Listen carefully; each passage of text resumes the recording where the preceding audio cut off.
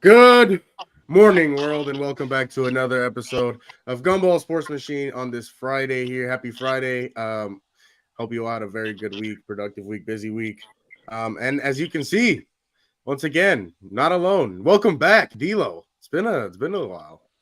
Good to Yeah, have you. you know, been Yeah, I missed you, been brother. traveling. I was in Mexico, and then I went to Cali, and I'll be back for a week, and then I leave for Japan. So How long are you going to Japan for? I'll be there for 2 weeks. Damn, look at you, bro. He's got tons of money.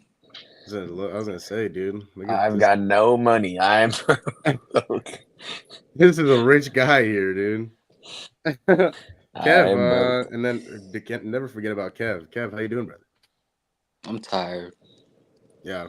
Well, you're lucky I can't cuss on here, but F you and your tiredness. Because I woke up this morning. I woke up this morning and had to go fix a flat tire. So um you take that stupid land hat off and go forget about your tiredness. Okay. Ready for this morning, bro. I'm fired up, dude. May, I made sure to clip that as well. Huh? Yeah, Make someone sure in to the clip. chat clip that. Hey, bro. Yeah, if you want to clip it, you can clip it. I am not clipping it. But just like every morning, every show, every first segment, we start off with something that you want.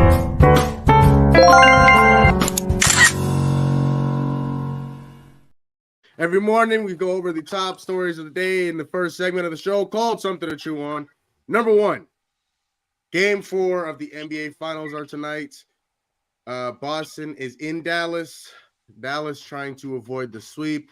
Luka trying to keep his dignity after his pathetic performance in Game 3. Not only as a basketball player, but as a man and as a human being. So, in terms of that idiot, D'Lo, welcome back. I'm going to start with you. Bren, we're going to talk about it more here in a few minutes. What was your thoughts of Game 3? Listen, I'm not a big hater on Luca, and I don't think it's entirely his fault that they're losing right now. I think he's the biggest reason why they're in games at the moment, but that's a topic for the later segment. But overall, um, it's just disappointing because I said before the finals started, I said whoever's role players play better would win the series, and you've seen it so far. Boston has been absolutely killing uh, Dallas in terms of um, non-star, power. Right? Obviously, Derek White, Drew Holiday. Kristaps in game 1 was phenomenal, and he was getting going in game 2 before he went out. Um, and just a bunch of the role players have been stepping up, and so you haven't seen that in Dallas, and I think that's the biggest reason on why they're down 3-0 right now. And you know what, Kev, before you go, this video, it came out yesterday. It's on Sports Center with Scott Van Pelt. And this is just personally, I think I'm gonna play this every morning for motivation. But here it is. Onto the ground there in an unacceptable position to put himself in with 4 minutes left with 5 fouls, and then immediately looks at the bench and says, "You better bleeping challenge it," as if it's the bench's fault that he just made a terrible play. I'm standing here in the Mavericks tunnel. Over there is the Celtics tunnel. That's where the winners are. If Luka's ever going to be a winner coming out of this tunnel here, he is going to have to use what's happened in this finals as a learning experience. His defensive performance is unacceptable. He is a hole on the court. The Celtics are attacking him. They are ahead in this series because they have attacked him defensively. And you've got a situation here where Luka is complaining about the officiating. They have begged him. They have talked with him. They have pleaded with him. He is costing his team because of how he treats the officials. He's a brilliant player. He does so many things well. They are here because of how he did. His performance in this game is unacceptable and the reason why the Mavericks are not going to win. He's got to get over this. And the fact that he came out after the game and blamed the officials showed me he's nowhere close yet. So maybe over the summer, somebody will get to him because nobody with the Mavericks or anybody else in his life has. And that's where the Mavericks are at this point. They're never going to get to this tunnel with the trophy if he doesn't improve those aspects of his game. Music to my ears. Oh, God, I love listening to that every time. Played it yesterday on the show, and it was just as amazing. But, Kev, go ahead and what were your kind of heard your thoughts about Game 3. What do the Mavericks need to do to avoid the sweep? I mean, we already talked about the thoughts on Game 3 yesterday, but we're looking forward to we're talking about, the upcoming game. In order for them to avoid the sweep, I think, first of all, why are we not using Jaden Hardy? I keep bringing it up, but we need to utilize him. I mean, not we, but the Dallas Mavericks needs to utilize him because he like you said, he is an energy boost off the bench. And if your starters are not, performing to their highest potential, then you gotta use players off the bench like Jalen Hardy and like Tim Hardaway Jr. Like I brought up yesterday, he hasn't made a single shot since May 19th or something like that. Yeah, Tim Hardaway Jr. is And terrible. and it's crazy because Tim Hardaway Jr. He's known for his streaky performances, and if he can get going, get you 2 or 3 threes a night, I mean that's amazing contribution off the bench right there. And then guys like Derek Lively, he did perform well in the previous game, but we just needed him to continue rolling, especially with Chris Tapp's game time decision. It's still up in the air, isn't it? Or is he playing Game 4? I believe he's still questionable. He's still questionable, yeah. So yeah, there's also that. But I mean, you need your other guys besides Kyrie finally stepped up, but you need other guys behind those two guys to step up, and we haven't been seeing that a lot. It's just very inconsistent play from that Dallas team and the Boston Celtics team. They're taking advantage of that. Like the clip that you showed earlier, they're attacking Kyrie every single time he plays on ball defense, and it's working. So unless if they help him out on defense, but other than that, if they leave him on an island on defense, they're gonna expose him every time. Yeah, and I'm gonna have to go back and get the clip on for whatever show it was that I said that. I've been saying this since the Oklahoma City series, but even the Clipper series, but on camera, I've been saying it since the Minnesota Western Conference Final series. But attack Luka. That is how you win, and that is how you beat Luka. Attack Luka on defense and let him get his points on offense. Do not let him get 30 and 12, 13 assists. You let him get 35 and you let him get 1 or 2 assists. That's how you blow them out like Boston did in Game 1. That's how you blow them out. That is the process to beat Luka, for lack of a better word. So, and you see it clearly right now in the finals. So that's how you beat Luka. You have to be very disciplined when you beat Luka, because Luka can beat you in a lot of different ways, but you have to make sure that he beats you, or if he does beat you, you have to make sure he beats you in one certain way and not allow other people on his team to beat you. So, and the Celtics are showing that. Kind of like Jokic. A lot of the European players play the same way. So it's again, this series is over. It's just whether or not they get swept or not. Conor McGregor. Conor McGregor and was set for his first fight in 3 years, I believe, since 2021. That fight was canceled. Conor McGregor and Michael Chandler were supposed to face off at UFC 303.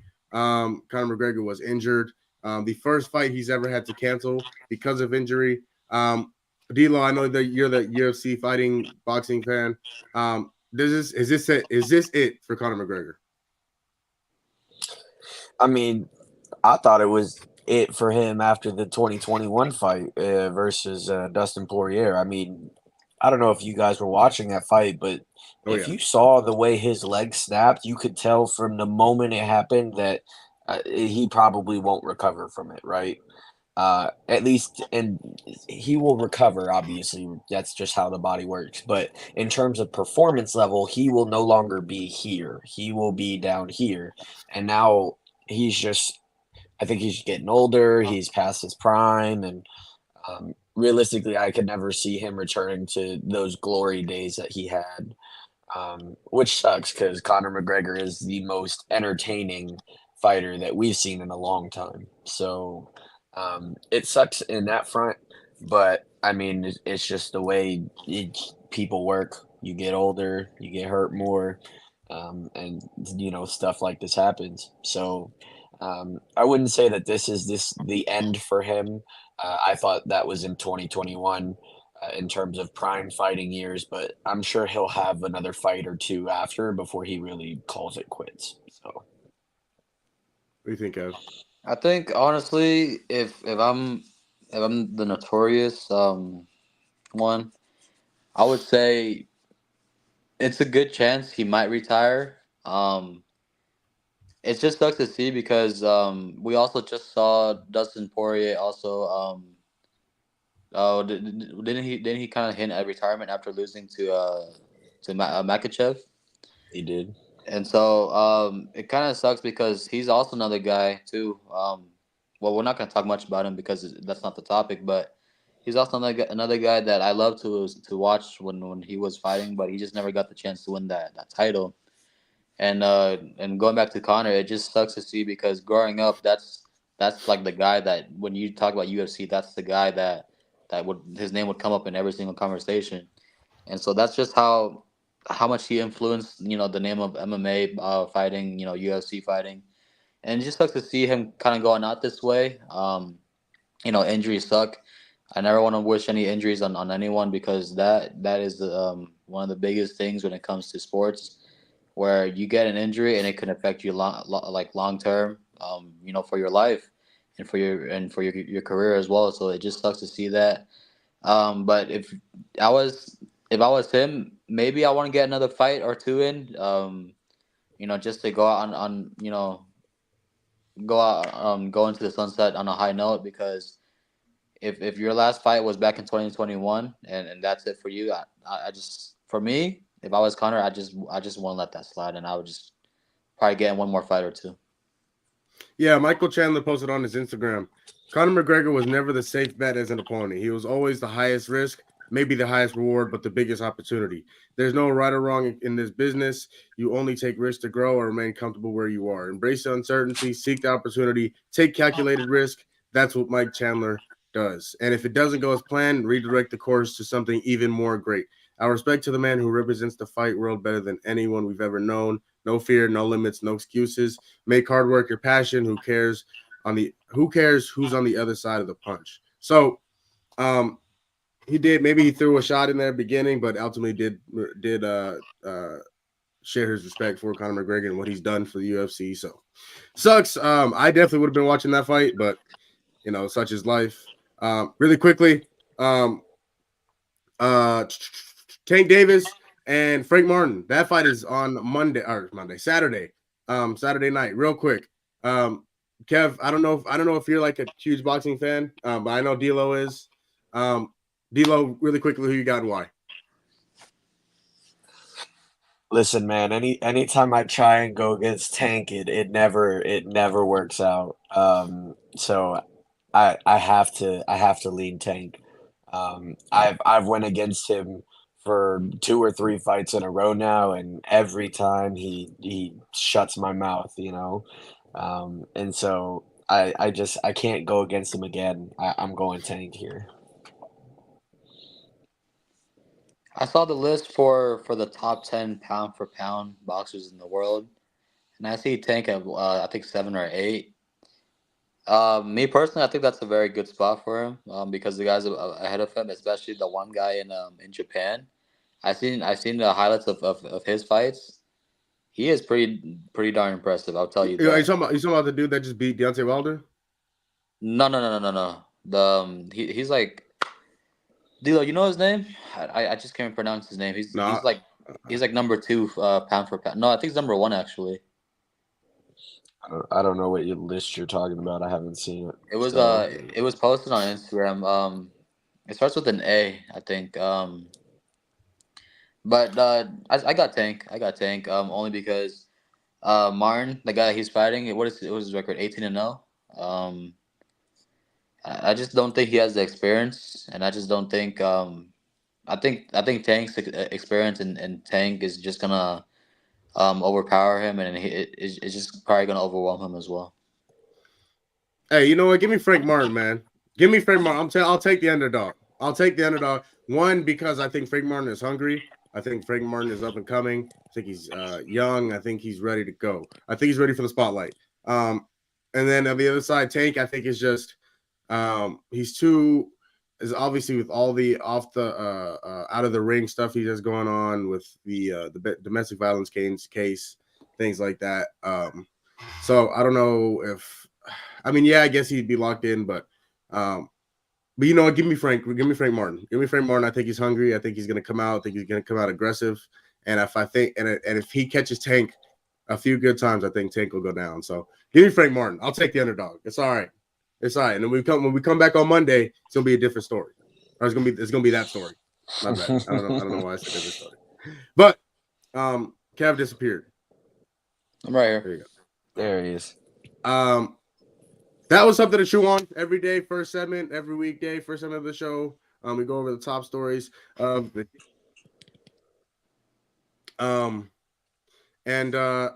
next up for about 10 minutes or so, because I do want to get to the other stuff. Tonight, game 4 of the NBA Finals. We look ahead to it. But one thing I do want to ask you guys. Finals MVP. And Kev, we talked a little bit about it on yesterday's show. So, Deal, I want to ask right now, if the finals were to end today, who wins Finals MVP? You're asking me this like this is a hard question. It's not. It is obviously Jaylen Brown, and in my opinion, it's not really close right now. I know everyone is gonna say, "Oh, what about Jason Tate?" Jason Tatum has not been him. Okay, Jason Tatum has not been the player that we thought he was gonna be the entire playoffs. I know he played good in game 3. He had 31, 6 and 5, but he shot 11 for 26 from the field. I mean, if you're taking 26 shots, I would hope that you would eclipse 30. He shot 4 for 13 from 3. That's under 30%, maybe right at 30%. I'm not a math guy, but Jaylen Brown put up 30 on more efficient shooting, 1 point less. He also had 8 rebounds and 8 assists, so 2 rebounds and 2 assists shy of a triple double. And I know, not to cut you off, but to your point about Jaylen Brown in game 3, he was 2 for 9 from 3. If you take his 2 threes away and his 9 3-pointers away, he's 10 for 13. And then hit also some huge shots down the clutch or down the stretch to seal that game. My bad. I just wanted to point that out because that's a great. I absolutely agree with you. He did not shoot well from 3, but he shot fantastic from the field overall. But I mentioned triple doubles because then everyone's going to bring up, oh, Jason Tatum was 1 rebound shy of a triple double in game 2.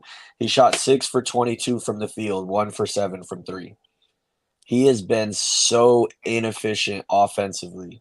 So inefficient. Game 2, Jaylen Brown, 8 for 15 from the field. He shot 1 for 5 from 3. He did not shoot well from 3, but you take those away, he was 7 for 10. Insanely efficient from the field. Game 1, Jason Tatum, 16 points, 6 for 16 from the field.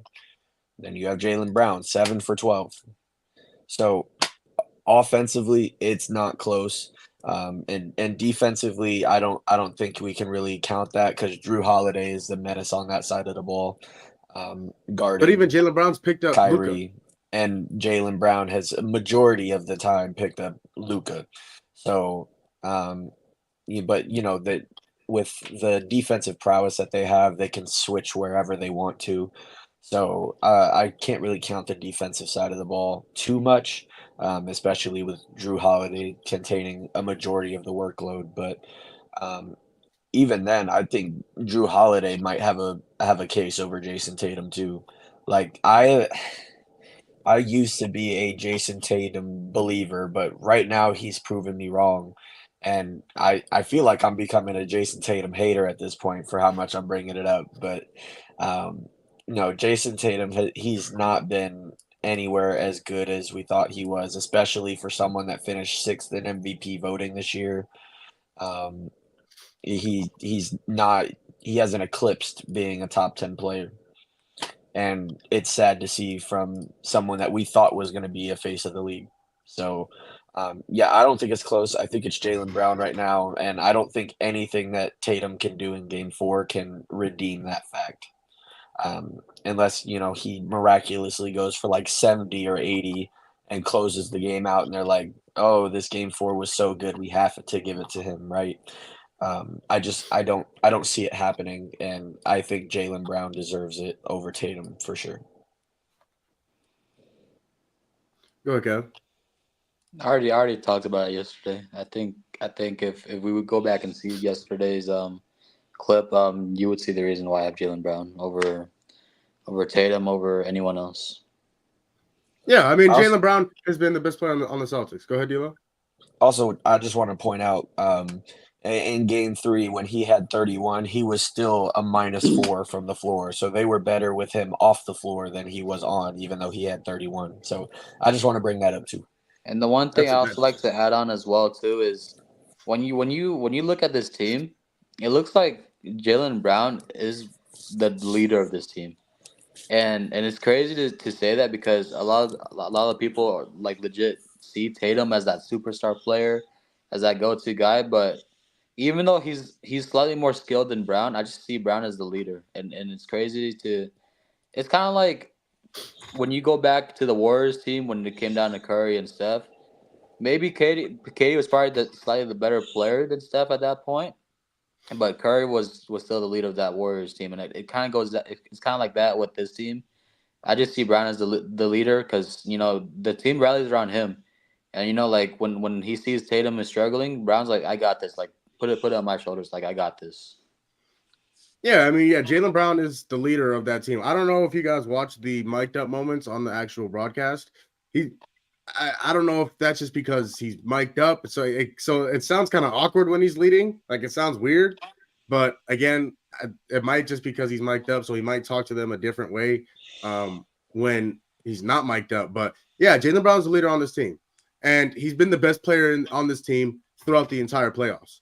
And last year, when the Celtics gave him that $300 million deal, everybody looked around like, really, this guy made a 300. Jaylen Brown is the first ever $300 million player. And then the next year, the first year of that contract, he comes back and he's about to win Finals MVP and already won the Larry Bird Trophy in Eastern Conference Finals MVP. And so this is where that $300 million comes in, right? He comes in and he makes an impact. He's the best player on your team. He's the most consistent player on your team, right? Yes, Jason Tatum, you can say all you want about Jason Tatum in the regular season. When it matters most, where's he been at? And then where's Jaylen Brown been at? Who has been more impactful? The court too is crazy. On both ends of the court, because he's picking up Luka. He was picking up Luka full court in games 1 and 2, frustrating him, giving him problems, and then making him work on the other end. So I mean, and he was doing the same thing in obviously not to the same level of Luka or in the Eastern Conference Finals. He's picking up Andrew Nembhard, who was scoring at a very high level. He's picking up Tyrese Halliburton before he got hurt. Yeah, so Jaylen Brown has been the best player for the Celtics in this entire series. Again, you could put Jason Tatum on the All NBA first team and give him All-Star, whatever it is. Put him 6 MVP, whatever it is. When it matters most, where is your star players? And I'm not. It's really hard for me to find Jason Tatum on the floor. Harder than it is for me to find Jaylen Brown because Jaylen Brown is popping off of my television. He's popping off of my TV, making an impact that he's supposed to be making $300 million a year. For his contract and really providing in the playoffs right now, and probably the biggest reason why they're going to win an 18th championship in Boston. So, and then for real quick, while we have a few minutes, or actually a minute, Kev, is this finals run a one and done for the Mavs? I say it's just hard because both of you guys know how tough that Western Conference is. It's from the looks of it from this season going forward, it's only gonna get better in that conference. And so going back to the same position that you're at right now, it's gonna be really hard, especially with the rising of the OKC Thunder, where no one had them even contending for the top spot in the West going into the season. The Timberwolves showed out this year. Denver's still gonna be there, so I think it's gonna be really hard. I think this run by Luka and the Mavs were special, but unless they add more players to that team, more players that are willing to step up consistently, I don't. I just can't see them back in the finals for the next upcoming couple of seasons. Yeah, I mean, it's kind of hard, especially because the West is stacked like it is, right? Um, do I see them like back next year? Uh, Possibly. Uh, can I see someone else in that role? Yeah. So I think the thing is if you're in the West, you can't count on sustained greatness like it was in the past. Obviously, the Warriors went on a stretch, and in the East, Spurs. Well, I say Cleveland. It was LeBron that was on the stretch, right? Man, And so you just can't expect that anymore. And we see it this year. Like last year, it was Miami and Denver, and the year before that, it was Boston and Golden State. And now this year, it's Boston and Dallas. So I think in terms of the East, it's kind of easier to sustain that. But in the West, it's a lot harder. The talent is out there, obviously. The Mavericks, but the Nuggets with Jokic and Murray. You have the Thunder that are rising with Shea and Chet and J-Dub. Minnesota is there now that Ant has had his ascension along with Cat and Rudy Gobert. They've had a season to mix. Um, and then you still have more talent underneath that, right? The Kings haven't lived up to what they're supposed to be, but the Kings have a lot of talent, and they just haven't played to what their talent level is. You obviously have the Lakers, and here soon, if the Spurs continue to build around him, Wemby will be competing in that spot too. So there's just so much talent in the West that I think it's hard to sustain multiple finals runs over a stretch of years at this point. I think that whole dynasty thing is over. I think it would be easier to sustain in the East than it is in the West. yeah, this is a one and done for Dallas. This is a one and done. Because of a lot of the points that you guys made. The West is not going anywhere, right? Minnesota is not going anywhere. Oklahoma City's not going anywhere. Denver's not going anywhere. Who else? I mean, I could throw my Suns in there. They're not going anywhere. They're going to be coming back next year. Again, although they were a failure this year, they're coming back next year. They might be better. LeBron's not going anywhere this year. I have no doubt in my mind he's staying in LA. But yeah, this is a one and done. You cannot build a championship team around Luka. You just can't. You can't, because once you get, and let me tell you why. Once you get to the playoffs, he is a major. Not even the playoffs, the finals, as you can see. Once people realize, and the Celtics are giving the playbook on Luka right now for the next 10 years or whatever his career, unless he decides to change it. Luka drinks beer and eats donuts every other night, and then comes out and casually drops 30, 10, and 10, but gives up 45 points on the other end. So you cannot build a championship team around Luka. And that's the problem. And I would say that the Dallas Mavericks need a dominant big, right? If they had an Embiid or another like top tier big man in the league that can go and get you 20 and 10, I'd say they'd have a better chance. But that big has to get the ball, and getting the ball out of Luka's hands is very difficult if he's on the court. That was even reported earlier in the playoffs. And earlier in the season, is that when Luka goes to the bench, the role players say, okay, now we can go out and actually play basketball. Instead of giving the ball to Luka and having him ISO every time. And then once he takes the ball down to 3-4 seconds left on the shot clock, now Tim Hardaway, go do something. Derrick Jones, now go do something. Kyrie, go do something. That's not a championship team. It's just not. Now, I don't know if the Timberwolves just cracked under pressure. I don't know if the lights were too bright. They didn't step up. And I think that team should have beat Dallas because they're a better basketball team than the Dallas Mavericks. But Luka, to his credit, did his thing. But right now, the Boston Celtics are telling you why the Mavericks will never be a championship team with Luka Doncic. They're showing you exactly why. And Luka Doncic and all the flack that he's gotten in the finals, he better come back an All-NBA defensive player next year. He better come back in the best shape of his life, moving his feet, defensive sides, defensive drills, whatever he needs to do to become better on the defensive end. Because if he doesn't, he will never win a championship. And players will continue to go after him defensively. And like I said, multiple times already, the Celtics have come up with the playbook on the Dallas Mavericks. So this is a one and done run for the finals for Dallas. I just need to know. So you're slandering Luka really heavily right now, but as Kevin brought up, you put him at number 1 in your top 10 NBA players list. So I absolutely did. Is he still the best player, or is the defense now lowering it? Like, what's going on? The slander right now is telling a different story than your ranking. That was before Game 3. Okay. That was before Game 3. In all honesty, that was before Game 3. The performance he had put up in Game 2 and Game 1, he put up a performance in those two games in which he could have helped his team win, especially Game 2. But after what I saw in Game 3, it has never been. That was the biggest crybaby performance ever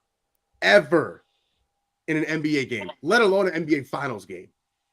And then to have 4 fouls in a span of 7 minutes in a crucial Game 3 to keep your team in the series.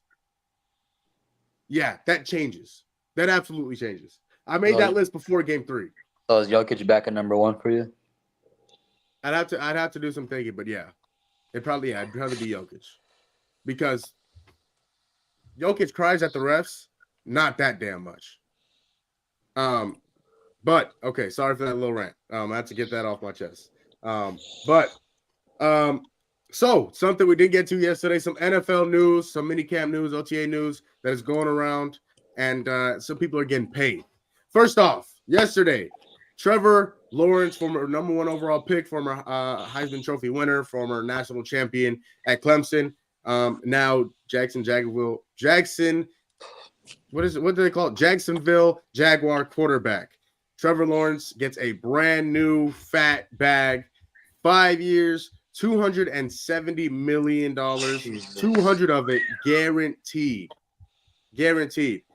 Kev, was this the right decision for the Jags would do for them to sign Trevor Lawrence to this huge deal? I'll tell you what, it's a lot better than the Giants and Daniel Jones situation.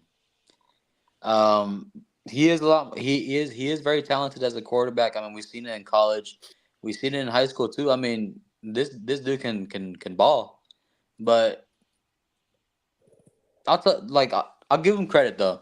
He had Urban Meyer as his coach when he first came into the league, and that really messed everything up for him. But after that, you've seen flashes of what he can do. You've seen moments where he looks like a top 10 quarterback in the league. But to get paid that much when you have holes on that team that you need to address for me, it just looks like the Jaguars are not very stupid, but very desperate to pay the man, because they pay him that much money to be at times mediocre. He's very inconsistent as a player, in my opinion. But for me, I think it's something where the Jaguars needed to pay him, because you look at from the quarterback market. I mean, there's really not that many players that you can look to replace him with. So I think it's a situation for the Jacksonville Jaguars where, by default he's the best option, and they gotta pay the man.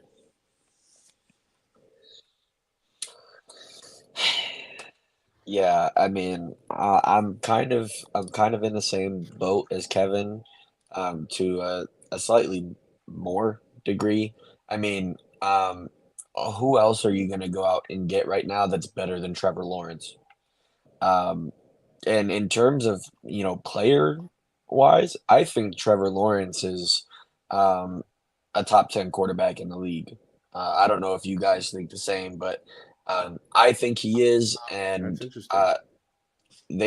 they're going to surround him with weapons. Obviously, uh, Jamal knows him very well. Christian Kirk, great signing for the Jags. He's been Yeah. phenomenal ever since he got there, right? They have Travis Etienne, who has had a breakout year last year, and he played well last year. Brought in Gabe Davis to be a number two to Christian Kirk. They have Evan Ingram. Their line is getting better. They brought in some pieces on the defense, right? They brought in Eric Armstead. I know him all too well. He's a phenomenal piece to bring in.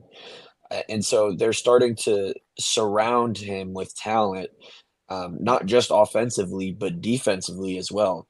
And so um, I think he's going to take a jump this year. He had an off year last year, but the year before he was phenomenal, and they were in the playoffs, I think, if I remember correctly, or maybe they were right on the edge of the playoffs. No, because they beat the Chargers in the playoffs. Last year? No, not Previous last year. year. Oh, They 2 years. missed. Yeah, They 2 years missed. ago. Yeah, 2 years Yeah, ago, 2 years ago. Yeah, they were down and and 27-0 at halftime. and they came back and they beat Justin Herbert in the Chargers. And we all were talking about him, and we started slandering Justin Herbert. I remember that. Um, and so I think that he'll take another leap this year. Um, I think that Gabe Davis is more consistent than Calvin Ridley. Obviously, he took the year off because he was suspended the first year that they brought him in for the gambling problem. But last year he didn't perform the way that we thought Calvin Ridley was going to perform. And so I think bringing in Gabe Davis uh, will help him. And I think Trevor Lawrence will once again prove that he is a top 10 quarterback in the league. And I think the money is justified. So I think them also drafting Brian Thomas Jr. was also another good draft pick by them too. Yeah. Because I've seen clips of them working together, Lawrence and Brian. I mean, they look like they're trying to build that chemistry, so that could also be very very big for them too. Because I think by default right now, Kirk is the number one option as a receiver for him. But we could see Brian Thomas, come into the picture and stepping up big time. And also, you brought up the defense too. We didn't mention Trayvon Walker, who I think is a very good um, defensive player. I think he has the potential to be one of the best pass rushers in the league, and that's just another player that I want to mention as well. No, for sure. Trevor Lawrence, a lot of these contracts you pay them for what they not exactly for what they have done, but what you think they're going to do. And so I think this is just that. I think Trevor Lawrence, I think he's okay. I don't even again, he's not even the best quarterback in his division, let alone top 10 in the NFL. So I mean, I guess, but um, I think I think if the Jaguars think that he's going to be, a top quarterback in this league, the pay is justified.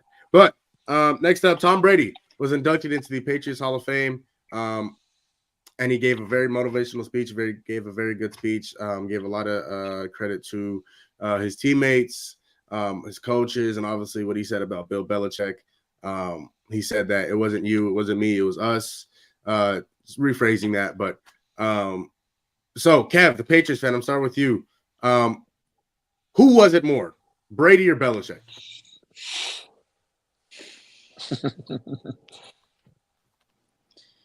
I'm gonna say it was 55% Tom, 45% Bill. And why?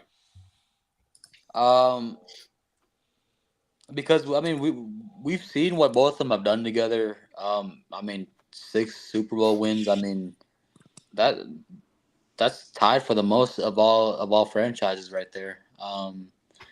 You know, from for 20 years of dominance, that's pretty impressive. I mean, not many franchises can say they had dominance like that consistently for a very long time.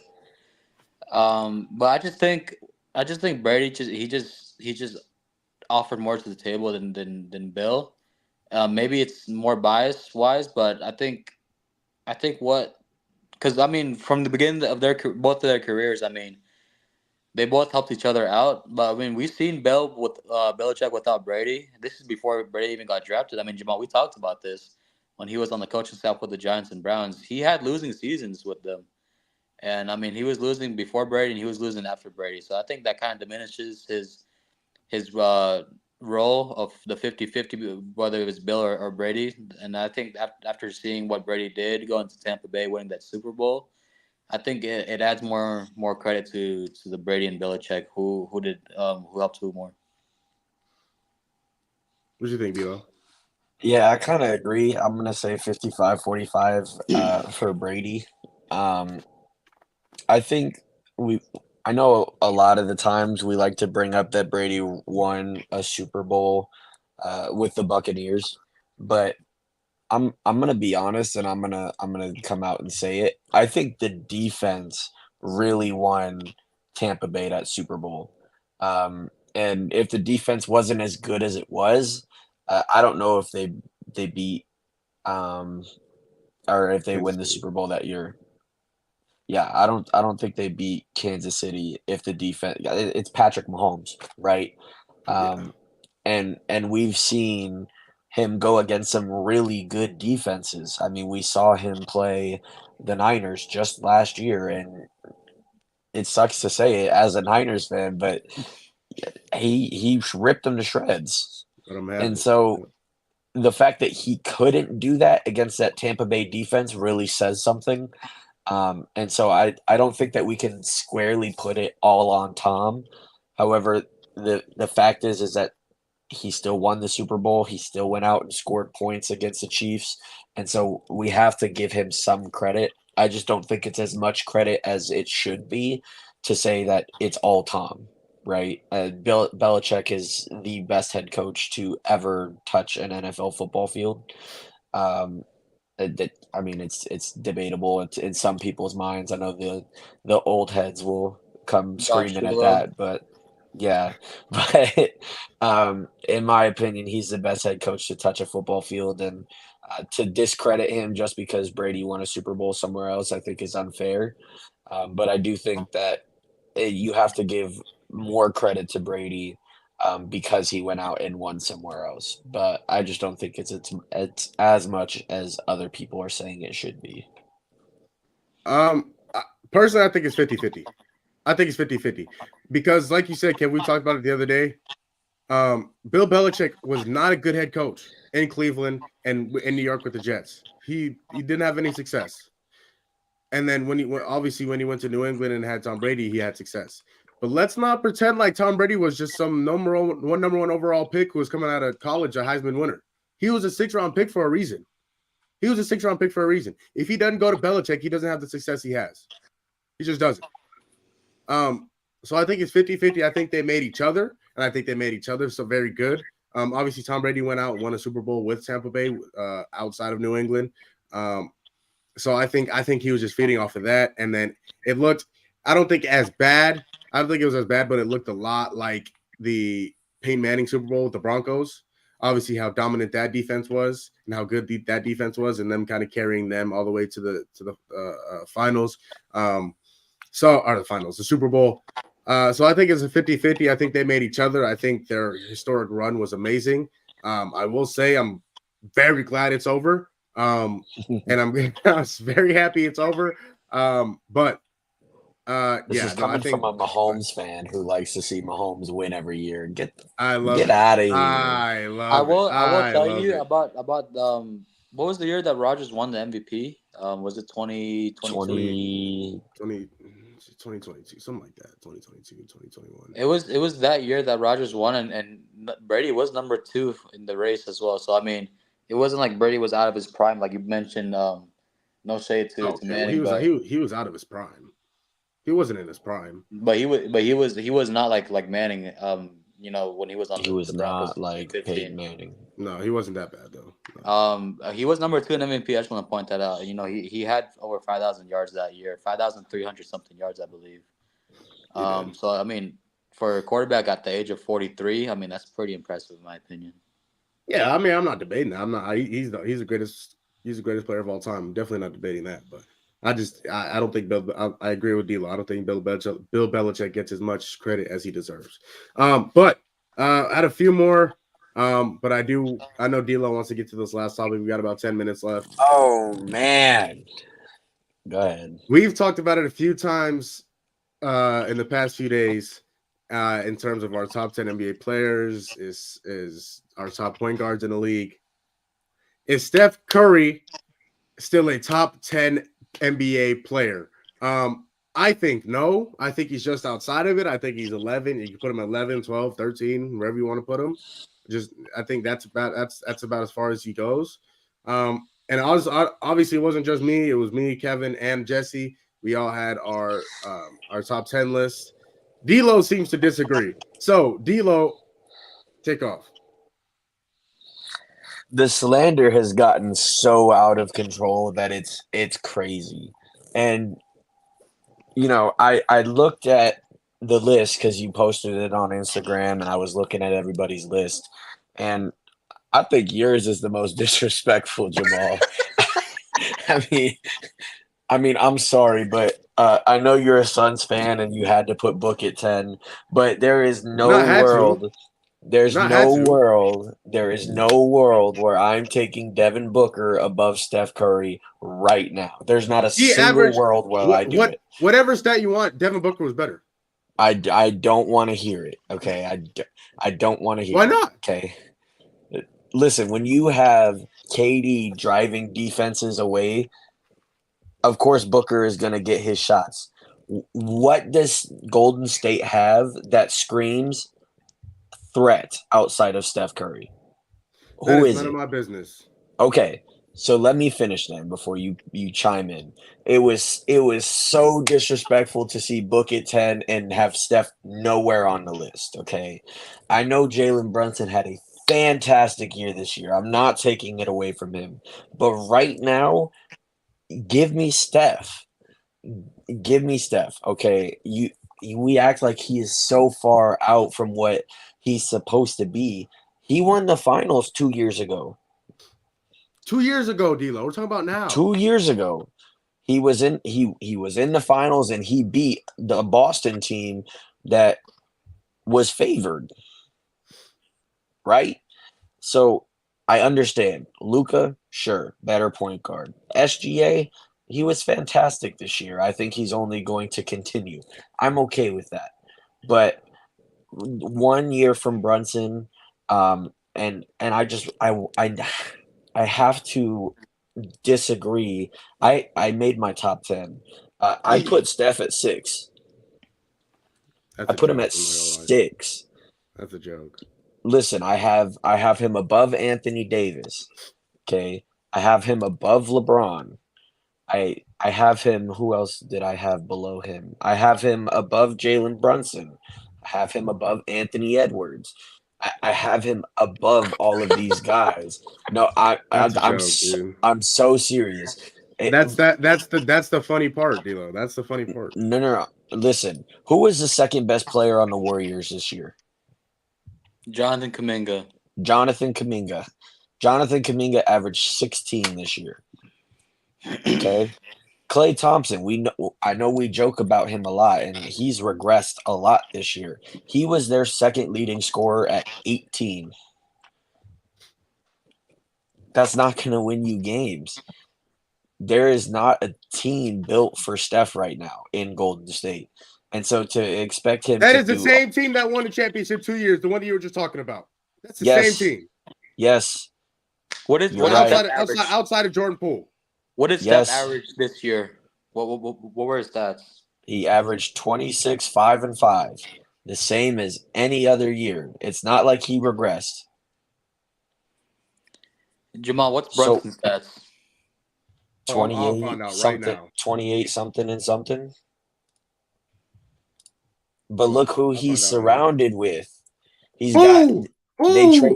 Everybody got hurt. Everybody got hurt. Stop. Everybody, D'Lo, his second best player got hurt. His starting center got hurt. Outside of Julius Randle, Yeah, they just the have second best player. OG Anunoby. They have Got Josh Hart. They have Got Dante hurt. He was DiVincenzo. hurt most of the you season. mentioned Josh Hart like he's an all-star? Are you Is saying Jonathan Kuminga or Josh Hart? Right now, give me Josh Hart. Right now, give me Josh Hart. Listen, you say that, but like we weren't meat riding him all playoffs for what he was doing. Stop. If I could have had Jonathan Kuminga, I would have taken Jonathan Kuminga. You think the Knicks get as far as they do with Jonathan Kuminga instead of Josh Hart? No, they do not. No, they Jonathan do not. Kuminga can go score the basketball. Josh Hart don't can make a three when he's the reason why away Brunson was dropping 40 points per game in the playoffs because he had no one else behind him. That's so false. And we talk about it. And we sat here and we were saying New York's role players were so fantastic this year. DiVincenzo, Josh Hart, Hartenstein, OG Anunoby when he came back. They had Mitchell Robinson off the bench. So I don't understand where this notion of no help is coming from when we were glazing them all playoffs. Mitchell Robinson all got hurt. Playoffs. Was he in the playoffs? Yes or no? He played 2 games. He played one series in the playoffs and got hurt. Okay. He wasn't even there in Indy. Okay. And he played, right? Bogdanovich got hurt. And then Anunoby got hurt. And then still took the Pacers to 7. Stop playing. Okay. Jalen Brunson averaged more points and more assists than Steph Curry. Okay. I'm taking Steph. You're doing that because of what he's done. All time, of course, you'll take Steph over Brunson. And we're going right off now, this year, D-Lo. It's not even close. Off just strictly this season. You're taking one season and then you're just throwing him away. But we're talking about this season. You're taking one season and throwing him away. This season. We're not talking about all time. We're talking about this season only. All time, of course, you'll take Steph over Brunson. This season, Jalen Brunson was better than Steph Curry. I'm taking Steph Curry as a player right now over Jalen Brunson. I am. That's a joke. Off ball, what has JB given you? Oh my goodness. What'd you say? Okay, listen. You have to have the ball to put the ball in the basket. Who, in terms of player pressure, is doing more than Steph Curry? You ask NBA players defensively right now, they do not have to chase anyone harder than Steph Curry on the basketball floor. He's been in Cancun since May. That's fine. He's been in Cancun since May. He's not better than Steph Curry. I'm sorry. He's not. And the fact that he's not in the playoffs and you guys have this recency bias is so unbelievably crazy to me. D-Lo, it wasn't just us. D-Lo, the recency bias is because it was this season. This season. He is still a top 10 player. It wasn't just us because when the All-Star voting came out, when Steph got that vote, a lot of, not even just us, but everyone else was saying he didn't deserve that. No, he didn't. No. Actually, no. Steph wasn't actually in the All-Star lineup. My bad. When he was off the bench. When he wasn't voted in as a starter, they were like, "Oh, it's much deserved." Because who are you gonna replace and take Steph out? I mean, put Steph in and take the other one out because you had Shea, I agree. agree. Luka, and Shea and Luka. Yes, I agree. They were both better. I think they're both better than him right now. 2 more points. 2 more assists. Mm-hmm. I mean, it's not even close. It's not even close. I'm taking Steph. Plus the team success. D-Lo, Jalen Brunson didn't have his second fiddle the entire year. The entire year almost. We're talking the entire year like Julius Randle didn't play over up the Bucks, until March. Over the Sixers. Julius Randle went out in March. We're talking like they didn't have him all year. D-Lo, he was out before the All-Star break. Yeah. He was out before the All-Star break in February, mid-February. End of February. Mid-February, Jalen Brunson or Mitchell Robert, what's his name? Julius Randle was out. And then Mitchell Robinson was also out. Yeah. Anunoby was also out. And then and he's doing all this, and he got to the second seed, but again, above the Bucks, above the Sixers. I understand Joel Embiid was hurt, but that's still a good basketball team over there. Jalen Brunson averaged 28, 6 and 4, or 7 and 4. Let's be realistic. You're missing the account of the eye test. The eye test is telling me Steph Curry is better than Jalen Brunson. And Jalen Brunson was the best player in the playoffs. No, he was not. Who was better than him? No, he was not. I'm taking Luka as a better player in the playoffs. Okay, that's debate. That's a debate. For what Jalen Brunson had to work with. He didn't have a Kyrie. He had to do it all on his own. He didn't have somebody else who could go get 30. Dante DiVincenzo didn't do it until the last game of the freaking series after Jalen Brunson got hurt. So we're not going to act like he didn't put up 30 in Game 6 when Jalen Brunson was there? That's one game. What about the other? What was it? A 10. So 11. Can we go back on all of our past streams and we can clip the facts of us talking about Dante DiVincenzo and Josh Hart and Anunoby and all of these role players that were playing so good? Can we clip that? We were talking about it. The team. You just told me that's the same team. That's the same team who won a championship 2 years ago. It's not.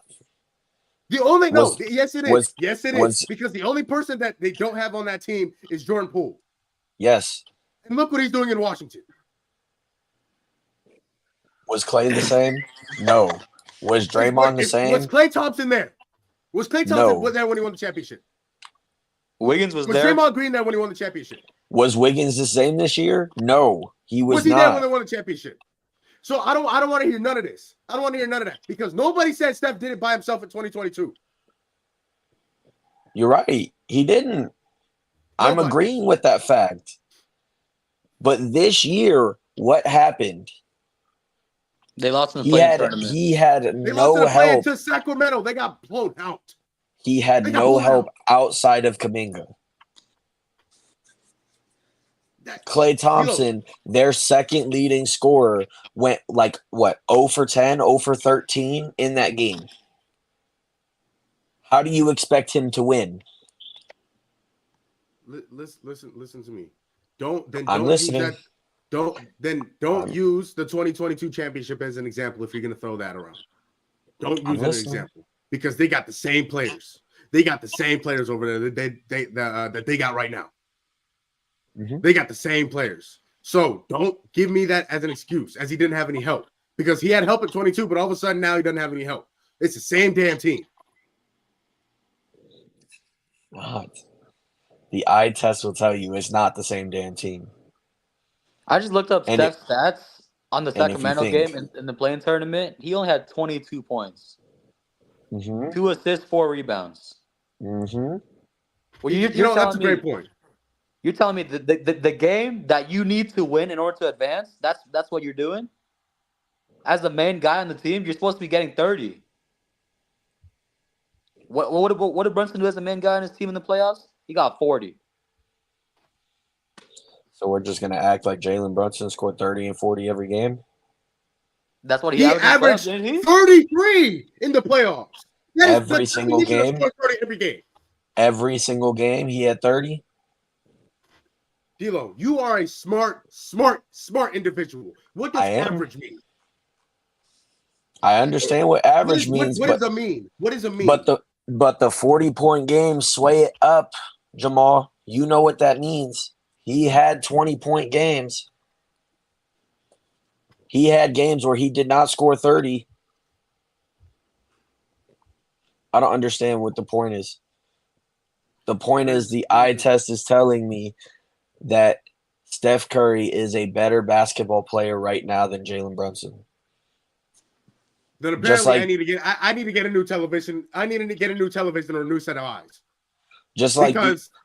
Okay, listen. We had this conversation a while ago on LeBron or Ant, and we all said Bron except for you.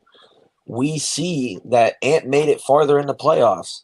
He played better in the playoffs, but does that mean he's better than LeBron? No, it Hell doesn't. yeah. No, it does not. He- No, it does not. Luka made it farther than Jokic. Does that mean Luka is better than Jokic? No, He it has does played. not. Yes, he has. Yes, he has. Jokic is the best player in the NBA. Jason Tatum is up 3-0. Jalen Brunson averaged 32.4 points a game, 7.5 assists a game, and 3 rebounds a game. But for Okay. me, I'm not just taking the playoffs. I'm taking the whole season too. And the whole season, from what I've seen with my own 2 sets of eyes, every single game, Brunson looks like he's way more consistent than Steph Curry.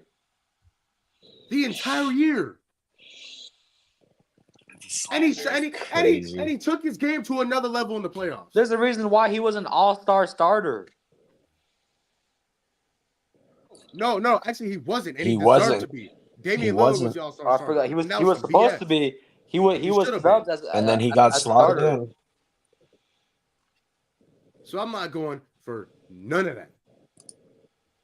Where were you at when it matters most? I saw Anthony Edwards. I saw Jalen Brunson. I saw Luka Doncic. Where were you at where it matters most? I didn't see Steph. Yes, and I was just talking a whole bunch of crap about Luka. I absolutely was. But until this point, until Game 2 of the NBA Finals, he was the best player in the world. The best And player in the world. because of one bad game, now he's not. Yes.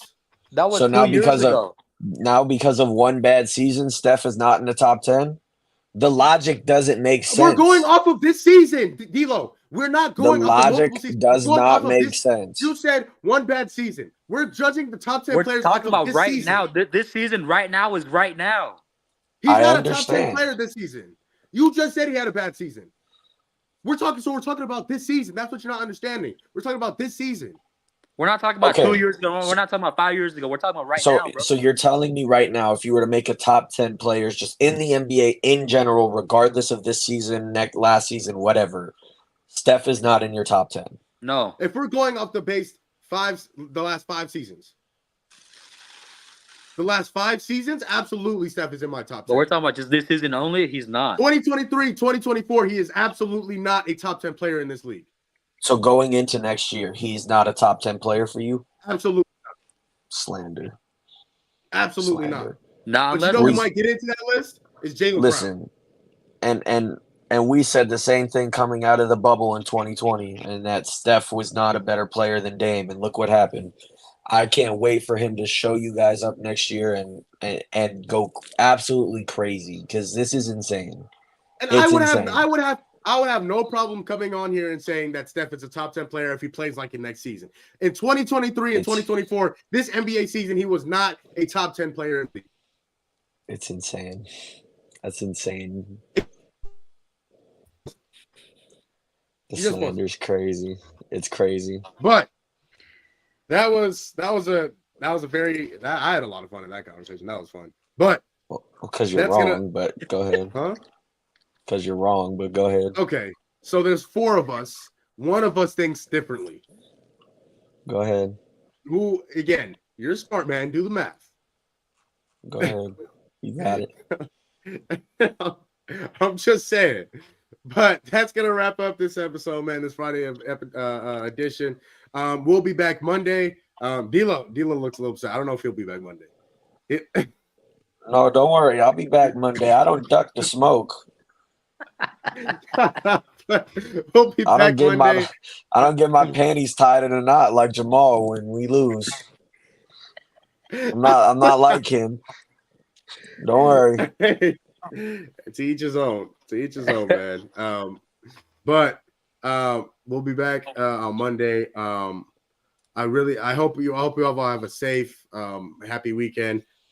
Happy Father's Day this weekend, man, to all the fathers out there. Lord knows what my father means to me, so I'm gonna try and give him the best Father's Day I possibly can. So yeah, on a serious note, on a very, very serious note, go tell your fathers you love them, you appreciate them. If they happen to be here still, or in your life, just let them know, or a father figure or something. Let somebody know, man. Let them know how much you appreciate them, and it means the world to them. So, and then all the new fathers out there, happy Father's Day to them. So, all the fathers out there, happy Father's Day to them. Have a great day. Really, just and appreciate the people that you have in your life. So, but for that, for Kev, for D'Lo, we'll be back Monday. I will see y'all on Monday. Peace out.